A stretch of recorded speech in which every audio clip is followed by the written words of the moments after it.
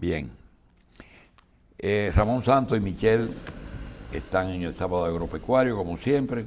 Quisiéramos la opinión de ellos dos sobre un tema que, así como nosotros tenemos temas viejos, como son el tema de la policía, el tema del cuerpo de ayudantes, y esos temas que uno viene arrastrando, pero cuando alguien lo saca, como que lo estrena. No, eso es viejo. Y este tema es viejo. Miren, los pilares básicos del ser humano, aquí y en todas partes, son primero comida, alimentación, salud, educación, vivienda y transporte. Alrededor de eso se manejan muchísimas otras áreas como la justicia, las leyes, pero básicamente es comida, salud, transporte, educación y vivienda. Al punto de que hoy, por ejemplo, el periódico El Listín se destapa con una primera página: Omicron pone al mundo con los nervios de punta. Resulta que tú coges las redes y aparecen, no uno, no, miles de opinión con respecto a la enfermedad y a la vacuna. Y tú dices, ¿y qué hago? Y se está haciendo más común de que aquellos que no saben de nada es que hablan más de todo, y eso está trayendo mucho problema. Por suerte, hay una vacuna que no sé qué laboratorio la hizo, pero pienso que es propia del sistema inmunológico, en que nos estamos defendiendo de esa lluvia de opiniones, en que nosotros decimos, eso no me parece que es verdad, algunos son más arriesgados, eso no es verdad. Y comenzamos ya a descartar todo lo que nos llega por las redes, hasta que se demuestre lo contrario. Eso va a tener efectos ulteriores y se parece a lo de la vacuna. ¿Cuál es la discusión de la vacuna? ¿Qué buena que no? El problema es que esos son cuerpos que le inyectan a las personas para su defensa y que todavía no hay 10 años en el que pase lo que pasó con la talidomida. A las mujeres le daban una pastilla para los vómitos y era un tiro, quitaba los vómitos a la preñada. Y a los 9 meses empezaron a nacer muchachos sin brazos y sin piernas. Y eso es lo que se está discutiendo ahora, carajo, la gente no entiende. Empezaron, ¿qué te pasa? Tómate eso, quítele de una vez. Pero a los 9 meses aparecen esta gente que ustedes ven por ahí que tienen 50 y 60 años, con un bracito chiquito y una mano puesta en el codo. Talidomida, probado. Pero a los 9 meses fue que aparecieron, y de ahí entonces empezaron a estudiar por qué en el mundo entero, donde se usó ese producto, aparecieron gente con tantas aberraciones. Yo no inventé esa vaina. Yo no lo inventé, eso apareció en los años 60 y todos los nacidos entre el 60 y el 70 tuvieron el problema de la talidomida. Aquí hay uno que fue funcionario, que inclusive se han unido para demandar a los 40 y 50 años a los laboratorios. Entonces, todo esto es porque yo siempre he creído que los que saben de algunas cosas que tienen que hablar. Usted no puede decir, no, porque yo he oído mucho. Ramón Santos, en el caso de la economía, tú oyes diferentes cosas, pero yo quiero saber por qué existe el FEDA, existe el Banco Agrícola y existe el Banco de Reserva. Si todos se dedican al financiamiento, ¿qué de diferencia hay en que un cliente que cultive el arroz en La Vega, que cultive el guineo en la línea o que cultive las habichuelas en San Juan accede a una de esas tres fuentes de financiamiento para su cultivo, ¿cuál es el secreto? Yo que hago un programa toda la semana hace 40 años, porque Ramón nos metió hace 40 años en esto, yo le pregunto, ¿son las condiciones? Sí, el FEDA no estudia, depende de una ayuda que el gobierno da, el Banco Agrícola tiene menos condiciones, pero ya lo están regulando, y el Banco Comercial, si no le dan un título de propiedad y dice de dónde, y no se va a arriesgar a que venga un ventarrón y le tumbe los plátanos. ¿Es eso o hay otra razón en que hoy mismo aparece, que creo que Michelle va a hablar, si no hoy el lunes, del efecto de las fluctuaciones de los intereses que se afectan la comida?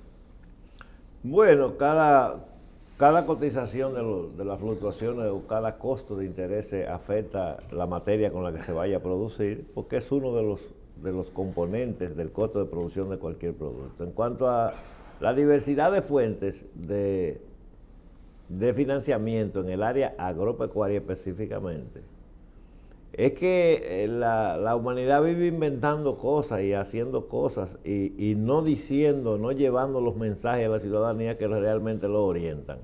El nombre del FEDA, las siglas FEDA, es Fondo Especial para el Desarrollo Agropecuario. Eso surgió hace 30, 40, 50 años, X cantidad de años, para utilizar principalmente esos fondos de PPA, esos fondos de la AID que venían con cierta comodidad, relativa comodidad en cuanto al costo de esos intereses que eran bajísimos.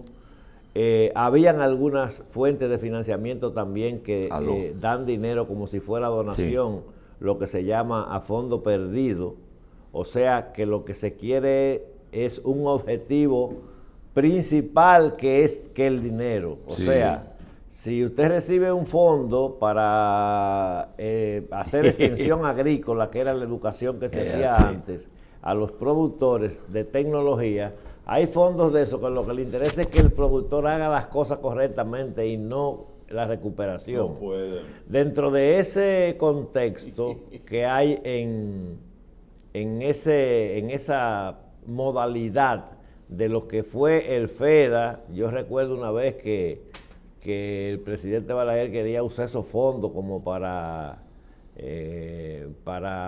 impactar a las clases sociales menos pudientes y había un director del FEDA como que no quería, que eso tiene que tener ciertos reglamentos.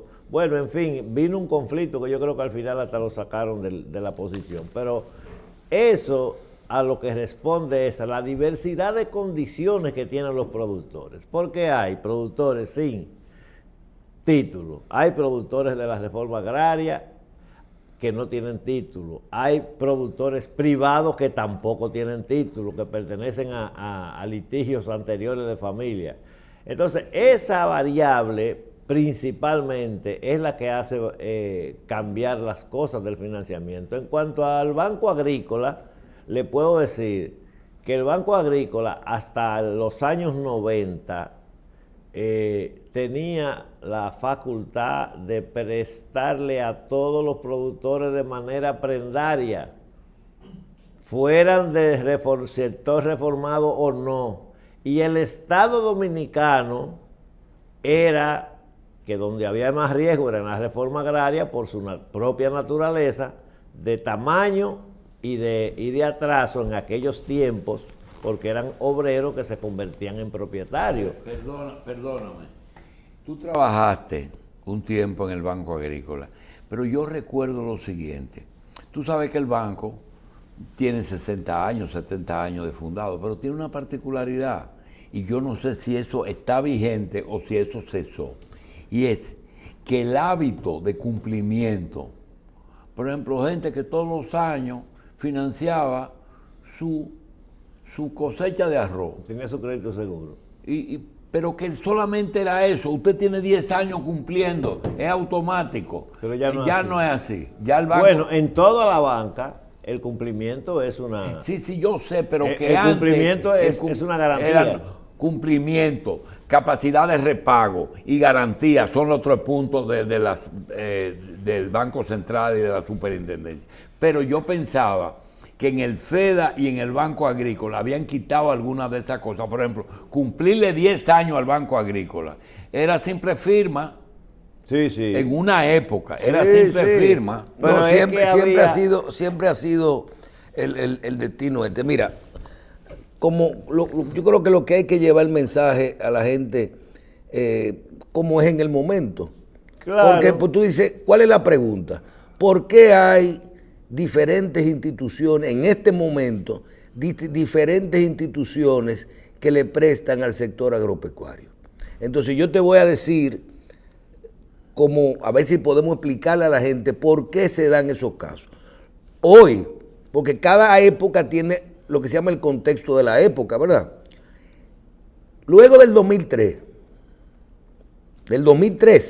que vino el nuevo Código Monetario y Financiero, cuando el problema de los bancos, tú tienes bancos como el Reservas, que es un banco múltiple que capta dinero, no dinero de un subsidio del gobierno, sino capta dinero del privado, del público. Y ese dinero tiene que depositarlo y tiene que colocarlo, prestarlo, con las reglas que garanticen el dinero de los depositantes al más alto nivel, de la gente privada que pone su dinero ahí. Entonces tú dices, cuando ellos hacen la evaluación de las carteras, dicen, ¿cuál es el sector más riesgoso? ¿Cuál es el sector más vulnerable? O el sector agropecuario. Entonces, ¿qué hace cuando tú tienes un sector vulnerable? Que tú dices, yo de los 50,000 millones de pesos que voy a prestar, yo nada más le voy a destinar 1,000 a ese sector.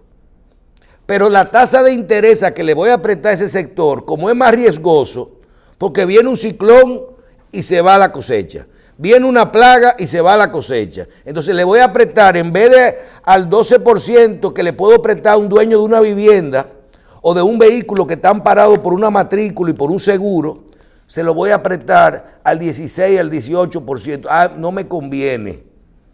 Fíjate que por eso se crea el seguro agropecuario. Porque tampoco las compañías, ese es otro problema, tampoco las compañías de seguro le querían dar seguro al sector agropecuario porque la prima era altísima. Luego viene el gobierno y dice el gobierno, tenemos que fortalecer el sector agropecuario. Vamos a crear un fondo del presupuesto nacional, se coloca un fondo semilla y esporádicamente el gobierno le inyecta 1,000 millones, 2,000 millones, depende, pero se sigue manejando con ese dinero que no proviene de depositantes, aunque sí. Claro que usted puede abrir una cuentecita en el Banco Agrícola, una cuentecita de ahorro como productor para depositar lo que usted cosecha y pagar su préstamo y todo eso. Pero a muy poca gente se le ocurre decir, déjame abrir un certificado en el Banco Agrícola.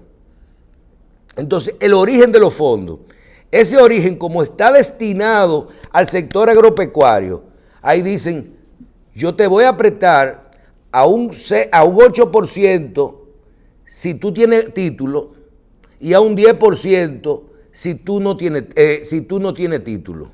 Oye bien, y hasta tal monto yo te presto sin título y de ahí para adelante ahora te voy a otorgar una tasa de interés y nada más le voy a prestar al sector agropecuario, desde la tierra hasta la industrialización, pero todo lo que tenga que ver con la cadena. Entonces ese dinero puede llegar más barato.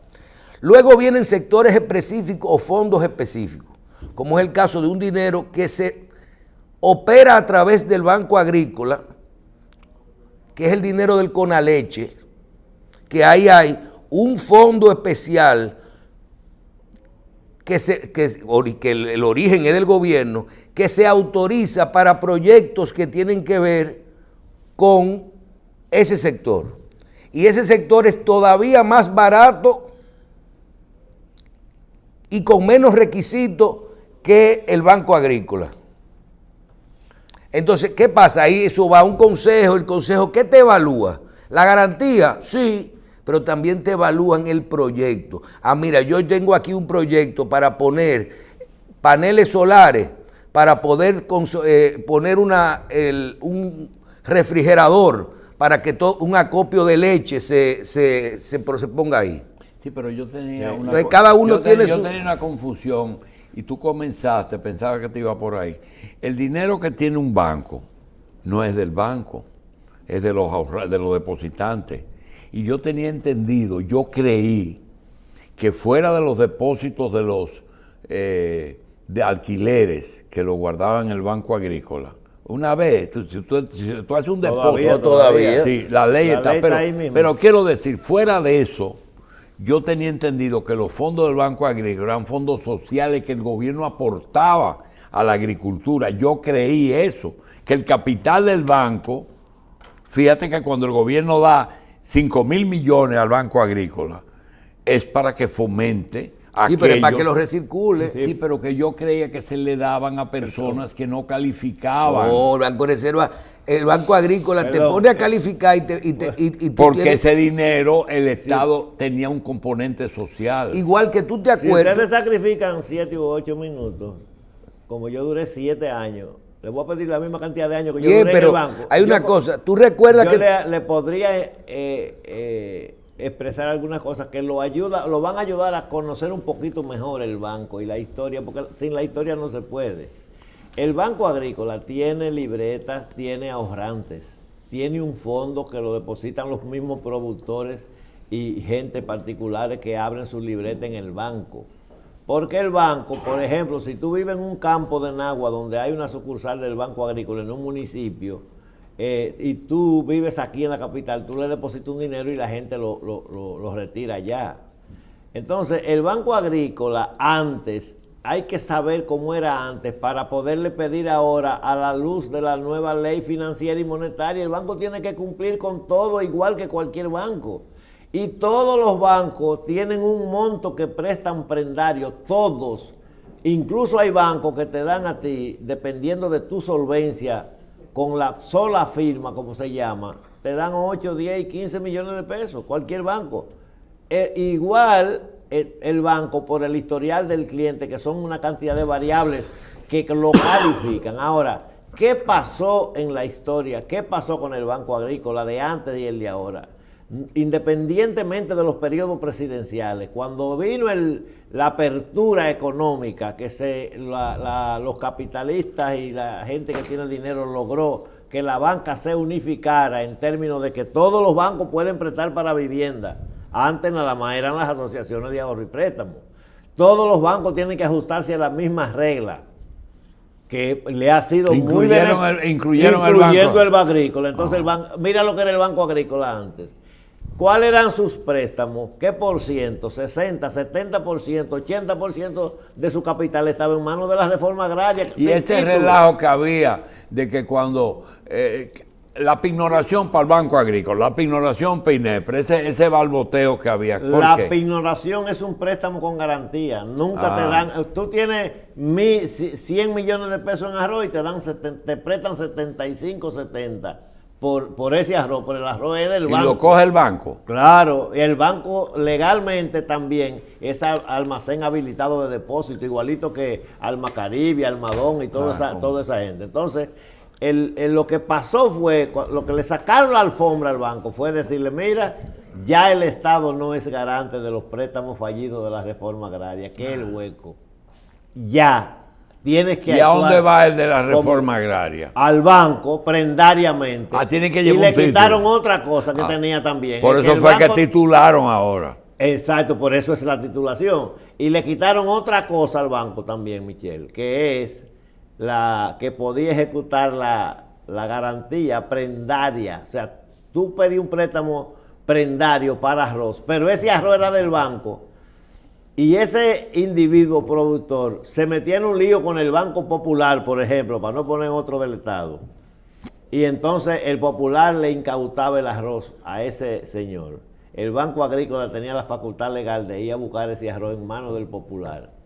O sea, ese es un privilegio que tenía el banco para protegerlo de que no se destruyera. Y el Banco Agrícola, te está preguntando un hombre de Jarabacoa, te puede prestar para paneles solares o para una planta eléctrica para tu finca. En eso, sí, si es para Sí, fincas, sí. cualquier equipo, camión y tractor y todo eso lo financia el banco. Si se prueba que es para el campo. Si se prueba que es para el campo. Bien. Es una lástima Nosotros que uno no, nosotros vamos no a hay quien seguir, se junte con el nosotros administrador vamos a del banco seguir para que hablando venga a de hacer Banco Agrícola, pero tenemos un sábado apretado. Vamos a una pausa. Sí.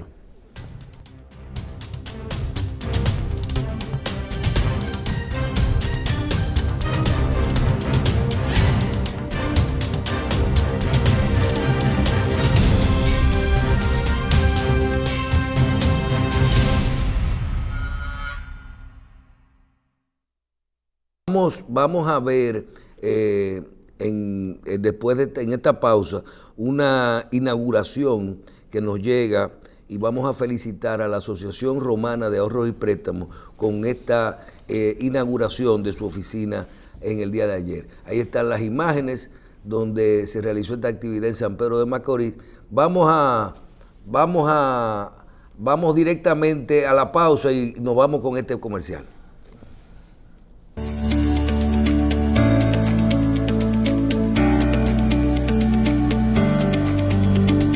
San Pedro de Macorís está de fiesta. La más cordial bienvenida a esta, que será su entidad bancaria.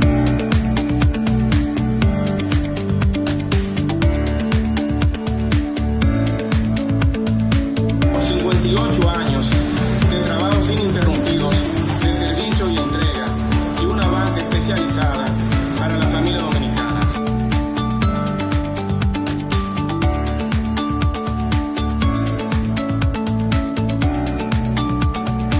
Cuando se quiere se puede. Asociación Romana de Ahorros y Préstamos, la que se llama gente de uno que trabaja para